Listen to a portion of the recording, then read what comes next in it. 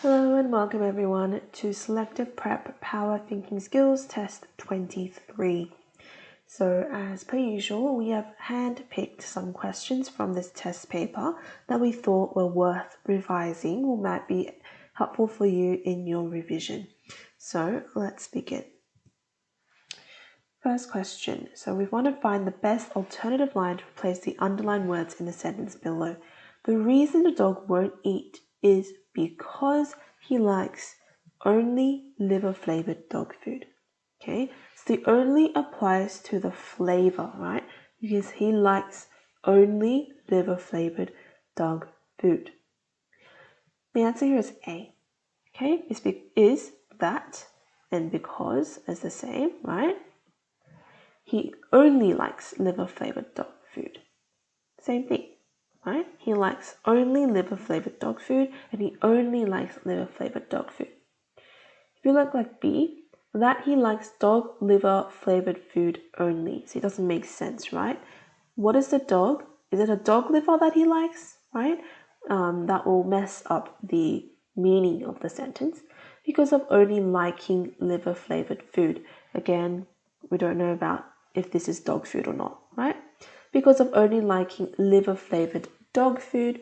Yes, this is close, okay? But the conjunction or the conjugation, of this word makes it incorrect. So A is the best one because it is a direct synonym.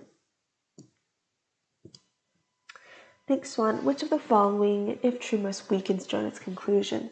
So what is Jonah's conclusion? He's a pilot whose next flight is to fly from Sydney to London.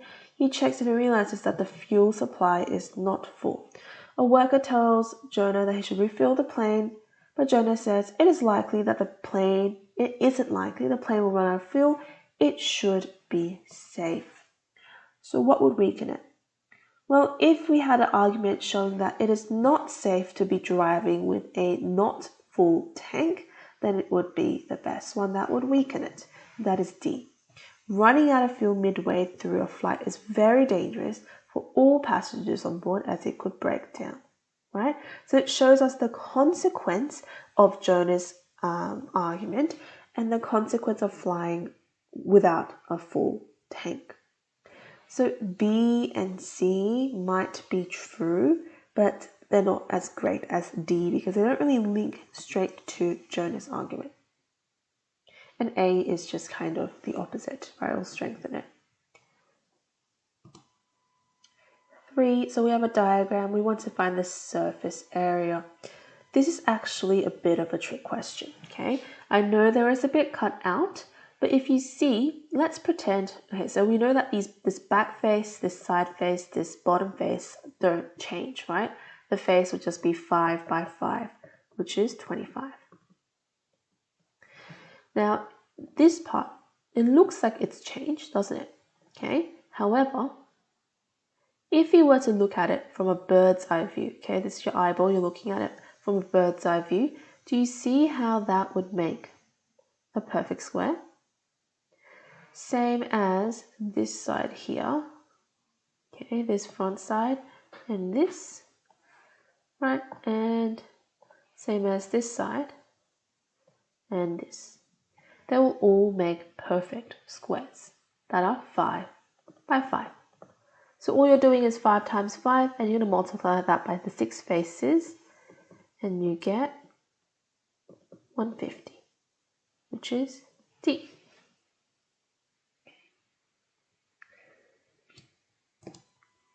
If you want to find the volume, however, it's a bit different, right? We have cut out a chunk. The volume originally would be a 5 by 5 by 5. 5 times 5 is 25. Times that by 5 is 125 square centimeters. Let's just double check. 5, 5, 25. Yep, good. So now you want to cut out that chunk that you've taken out. This chunk, right? This chunk is a 2 by 2 by 2. 2 times 2 is 4, 4 times 2 is 8. You minus 2, 1, 10, 15 minus 8 is 7, 117, or option C. Number 5, a palindromic number is a number that will read the same if you read it forwards and backwards. Kai tries to make a number between 1 and 10,000. The number must be even and divisible by 3. What is the difference between the largest and the smallest number Kai can make? Okay, so let's start with a largest, okay? The largest is obviously going to be 4 digits. It can't be 5 because 10,000, right? It has to be 4 digits. If you think about the largest number you know, you want to put that in the thousands column, right? But if I put it in here, there must be on the other side as well. It must be even though and divisible by 3. So for it to be even, the last number must be 8 and this first one must also be 8. To find out if a number is divisible by 3, is the rule that you might need to remember. Okay, add up digits. And if the digits are divisible by 3, the sum, then the whole number is divisible by 3. The largest one would actually be 7 and 7. 8 plus 7 is 15. 8 plus 7 is 15. Plus together you get 30, and that is divisible by 3. You can check it by dividing 8778 by 3. It will work. That is the largest one. Okay. The smallest number here would be, it can be 1 digit, remember? Okay. It has to be even though. So if you think about 2, but that's not divisible by 3.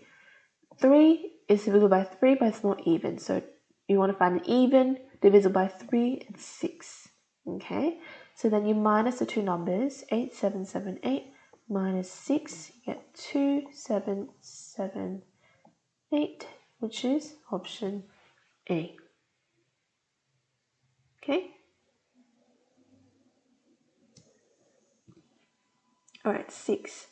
Derek borrows $770 from a bank to pay a deposit. Then he loses a quarter of his remaining money after losing a bet. Then he wins another 35 to end up with 74. How much money did Derek pay for the deposit? So we want to work backwards. So if he had 74, he finished with that, right? That means before winning, right, you have to minus the 35. So he had $39 before winning that money. Before losing a quarter of his money, right, we had $39. So this is after. Okay, so to find the quarter of his money that he lost, that must mean 39 is 3/4 of his money. So 1/4 must be 13 divided by 3 and times both sides by 4. So the full thing would be $52. Now he borrowed 77, right, from the bank to pay a deposit. And then after he paid the deposit, he was left with 52. So how much did he pay? Well, you minus. Get $25 for option A.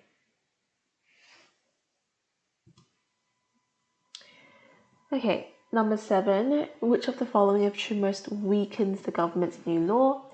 In Australia, individual must be 18 or older in order to vote. However, the government has hoped to increase the number of voters. Therefore, they decided to change the voting age from 18 to 16. So we need to find a certain answer option that kind of combats or counteracts this age change. And the answer here is B.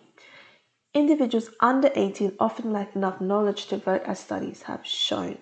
It basically shows that under 18, which is the new rule, right, they don't have enough knowledge to vote, which is the votes we're talking about here. Okay, there are many links between B and the answer, so that's why it's the best weakening statement.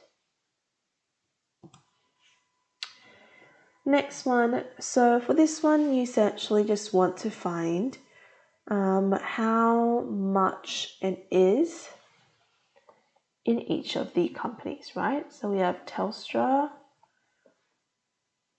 we have Optus, and we have TPG.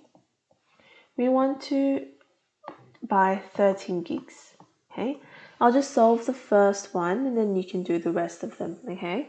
We have Telstra, first one, $20 for the first 8 gigabytes and $3.50 for each gigabyte over. So 8, we want 13 minus 5, right? 350 times 5, 35, 15, 18, plus 18, 50. Sorry, that's 25. My bad. 1750, and that will give you 3750. Okay, and you can do the other ones the very same way. Optus should be 3250, and TPG should be $30 flat rate. Yeah, because the first 20 gigs, right? So in order from least to most expensive, TPG's first, and then Optus, and then Telstra. So that's why B is your answer. And the last question, we want to draw a quick table for this one. Okay, so we have Joshua, Lauren, and Natalie, don't we? Okay, Joshua, Lauren, and Natalie. So first of all, we can have 3 lace colors, right? Color. And then we can have size in the last one and the sole. Okay. So Joshua did not choose the blue laces, so he must have chosen red or black, right? BLA, because if you do BL, that looks like blue as well. He selected the thin sole and a 9 size. Lauren chose the red laces and not the thin sole, so it must be thick sole. She chose a shoe size that was an odd number and different to Joshua, so not 9, must be 7. Now Natalie chose the black laces, which was different from Joshua, so we can cross out the black for Joshua. He must have chosen red. She did not choose a thick sole, so she chose thin and shoe size 8. So which one is correct? Which one cannot be concluded? Joshua and Lauren chose the same colored laces. They both chose red, so this one's true.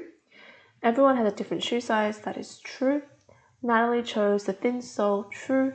Lauren chose red laces with a size 8. No, she chose a size 7. So D is your answer here. Some key points in this test.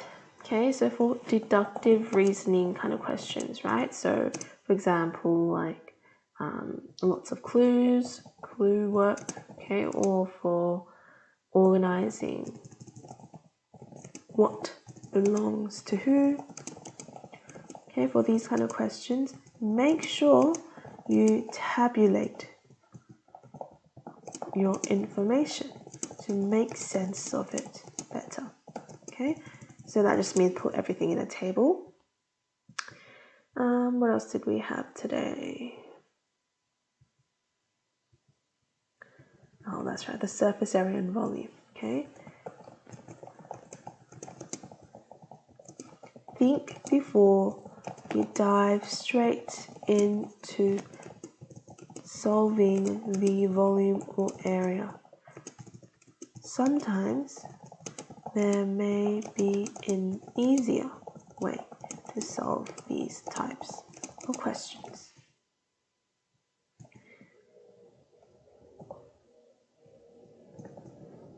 Okay, so that's it for today. Hope you guys enjoyed that video, and I will see you in the next video. Take care.